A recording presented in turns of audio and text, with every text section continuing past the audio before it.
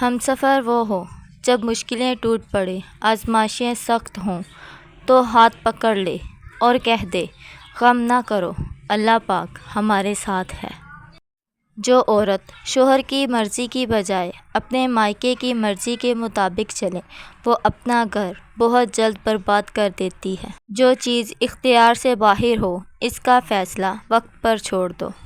غصہ وہ سزا ہے جو ہم کسی اور کی غلطی پر خود کو دیتے ہیں۔ بہترین زندگی گزارنے کے لیے آپ کے ساتھی کا تعلیم یافتہ ہونے سے زیادہ تربیت یافتہ ہونا ضروری ہے۔ کبھی کبھی لوگ میٹھی گفتگو کر کے آپ کو عزت نہیں بلکہ دھوکہ دے رہے ہوتے ہیں۔ نخرے اگر عورت نہ کرے تو عورت کیسے کہلائے؟ اللہ تعالیٰ نے عورت کو بہت ناز سے بنایا ہے۔ بعض دفعہ اچھے طریقے سے الگ ہو جانا تکلیف دہ تعلق برقرار رکھنے سے بہتر ہوتا ہے۔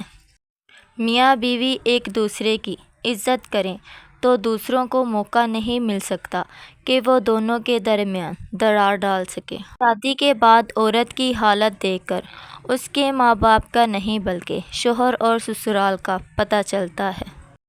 قیامت والے دن صرف بیوی کی نافرمانیوں کا ہی حساب نہیں ہوگا بلکہ شوہر کی بدکلامی اور ہر ظلم زیادتی کا بھی حساب ہوگا۔ ہر رشتے میں غلطیاں تو ہوتی ہیں لیکن غلطیوں پر سمجھایا جاتا ہے، رشتہ توڑا نہیں جاتا۔ یا اللہ پاک ہم تیری آزمائشوں کے قابل نہیں ہیں، ہم بہت کمزور ہیں، بہت گناہ گار ہیں۔ یا اللہ پاک ہم پر اپنی رحمت کے سائے نازل فرما دے، آمین۔ کمنٹ میں آمین لکھ دیجئے، جانے کس کی آمین قبول ہو جائے۔ دشمن پر قابو پا لو تو اسے مزید تنگ کرنے کی ضرورت نہیں کیونکہ دشمن کے لیے اس کی شکست ہی سب سے بڑی سزا ہے۔ اپنی آواز کو بلند نہ کرو، دانائی کو بلند کرو کیونکہ پھول بادل کے گرجنے سے نہیں برسنے سے اگتے ہیں۔ کتنا خوبصورت احساس ہے جب ہم اللہ سے کوئی بات کرتے ہیں تو سب کچھ جانتے ہوئے بھی وہ ہماری بات سننا چاہتا ہے۔ دعاؤں کے دائرے سے باہر نہ نکلا کریں۔ اگر اپنے لیے دعا نہیں کر رہے اور آپ پر بڑی مہربانیاں ہیں تو دوسروں کے لیے دعا کرتے رہا کریں۔ یہ بات معنی نہیں رکھتی کہ آپ کتنی زبانیں سمجھ سکتے ہیں، صرف دلوں کو سمجھنا ہی آپ کو اہم بناتا ہے۔ ذرا ذرا سی بات پر بلا وجہ غصہ آنا ناشکر انسان کی نشانی ہے۔ اللہ تعالیٰ پر گمان نہیں، یقین رکھو تمہیں بہتر نہیں بہترین ملے گا۔ خوش نصیب ہیں وہ لوگ جن کے پاس نصیحت کے لیے الفاظ کے بجائے اعمال ہیں۔ جب کوئی بات اللہ کے لیے چھوڑ دو تو اسے دوبارہ مت پکڑو ورنہ پکڑ میں آ جاؤ گے۔ جو کسی سے فائدہ اٹھانے کو اپنی قابلیت سمجھتا ہے وہ بہت جلد خود بے فائدہ انسان بن جاتا ہے۔ اللہ تعالیٰ سے اگر کبھی مانگنے لگو تو اوقات دیکھ کر نہیں بلکہ اس کی شان دیکھ کر مانگنا۔ جو کشتی یاد خدا، عشق نبی اور ندامت کے آنسوؤں کے دریا میں بہتی ہے وہ کبھی نہیں ڈوبتی۔ جو قابل لوگوں کی قدر کرنا نہیں جانتا وہ سب کچھ بن سکتا ہے مگر لیڈر نہیں بن سکتا ہے۔ کامیابی کے وسائل دولت سے نہیں ارادے اور ہمت سے پیدا ہوتے ہیں۔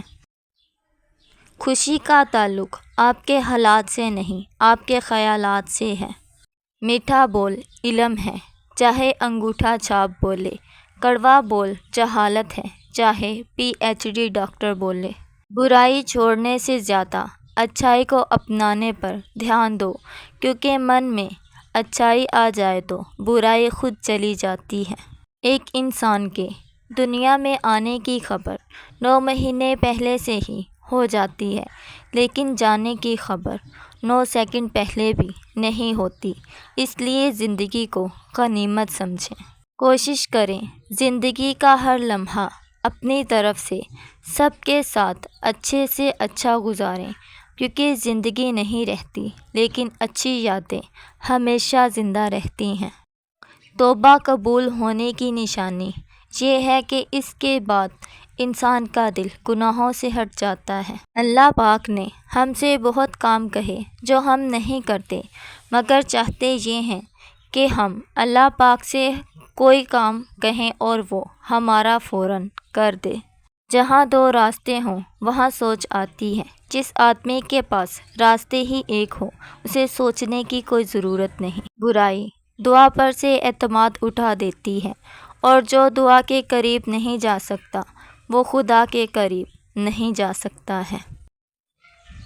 کسی انسان کے کم ظرف ہونے کے لیے اتنا ہی کافی ہے کہ وہ زبان سے اپنی تعریف کے لیے مجبور ہو جاتا ہے۔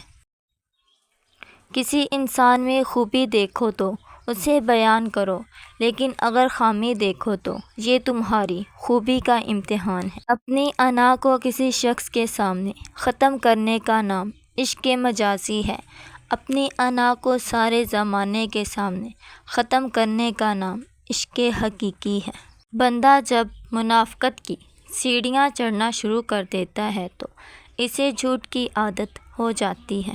مولا علی نے فرمایا، نمبر 1 دوست کا امتحان مصیبت میں ہوتا ہے، نمبر 2 بیوی کا امتحان غربت میں، نمبر 3 مومن کا امتحان غصے میں، نمبر 4 آنکھ کا امتحان بازار میں، نمبر 5 زبان کا امتحان محفل میں، نمبر 6 دل کا امتحان عشق میں، نمبر 7 ہاتھ کا امتحان کھانا کھانے میں، نمبر 8 اور انسان کا امتحان قبر میں ہوتا ہے۔ انسان کو اس کی برائیوں سمیت قبول کرنے والا اس کا سچا دوست ہے، کیونکہ خوبیاں تو دشمن کی بھی متاثر کرتی ہیں۔ اگر راستے خوبصورت ہوں تو معلوم کرو کس منزل کو جاتا ہے، لیکن اگر منزل خوبصورت ہو تو راستے کی پرواہ مت کرو۔ خواب اور حقیقت کے بیچ جو فاصلہ ہوتا ہے اسے عمل کہتے ہیں۔ آدھے سے زیادہ کام تو اس وقت ہی ہو جاتے ہیں جب ہم کہتے ہیں، یا اللہ دنیا کو تم کبھی خوش نہیں کر سکتے۔